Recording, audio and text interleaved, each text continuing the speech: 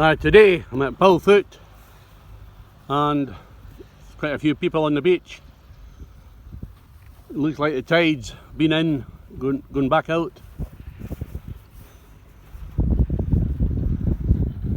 So we have the quarry over the front of us here.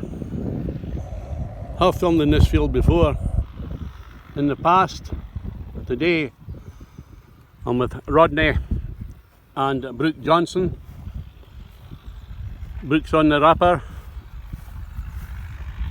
and Rodney, he's on the Massey Ferguson big square Baler there.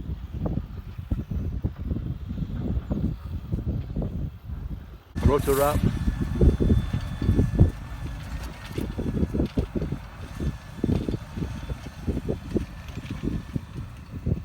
I think it's a lot easier these for kale, like you put them onto the turntable to wrap.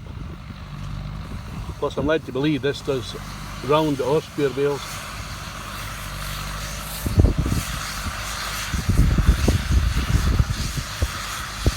Now we've got to go down the slack.